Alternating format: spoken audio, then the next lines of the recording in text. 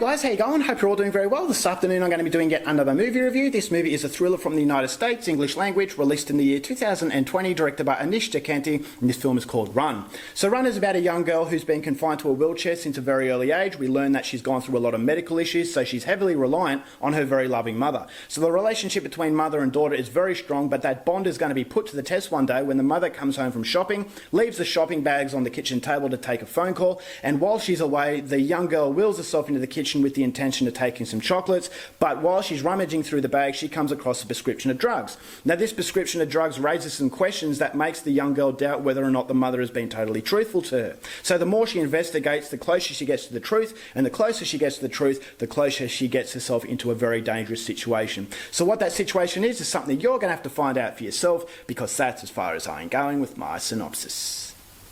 Now my thoughts on Run.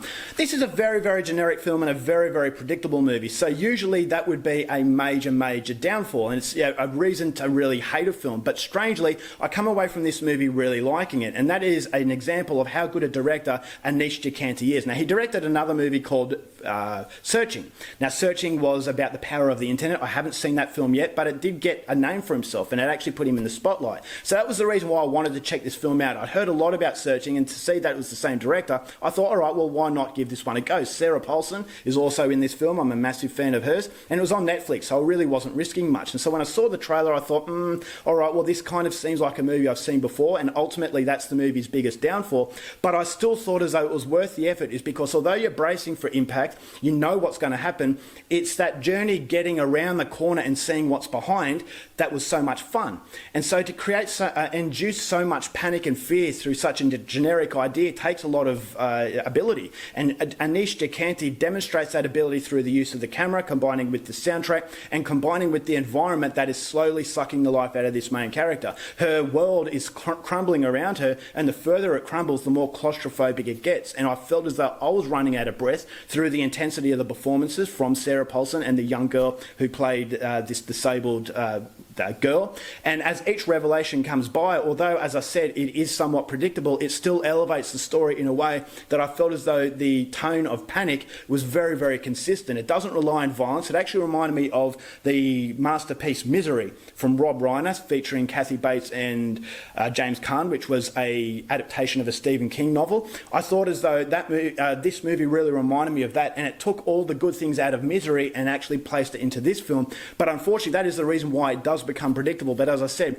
the ability behind the camera alleviates those concerns that, okay, this is going to be a waste of time, because although the situations pan out in a way you know it's going to happen, you can play fortune teller, I still thought as though the journey to get to that predictable moment was definitely worth it. And so that is down to the great performances, it is down to the great cinematography and the highly polished production. The soundtrack was very, very haunting, and it just intensifies that feeling of hopelessness, and the situation that this girl finds herself in is a situation no one really deserves to be in. And so it is a case, as I said, of that family, that facade of a perfect family, and the truth behind it and how scary that is, and it slowly does creep up on you and makes the hairs on the back of your neck stand up. So to do it through such a generic quality, I thought was definitely something to applaud from this director. But as I said, unfortunately, the issues to this movie is that you have seen this before, and because you've seen it before, it does lessen the impact to some degree. Is that although it does still have some sort of impact, it would have been greater if there was creativity put into it. And so although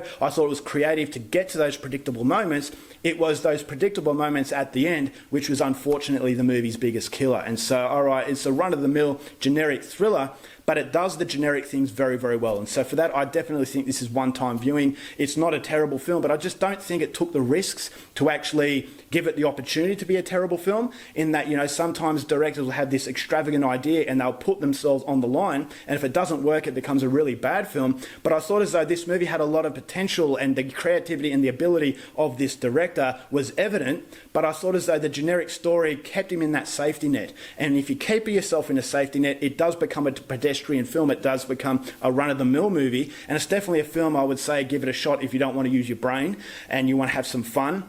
and you don't want to concentrate too much, it's definitely a film that will satisfy you in that regard. But I couldn't help but feel as though the potential from this director and the true ability of this director wasn't able to shine because it was confined from the net of generic sort of qualities and predictable outcomes. And so that was the biggest issue to Run, but it's handled very well and it's definitely worth the effort. I'm going to give this film 2.5 stars.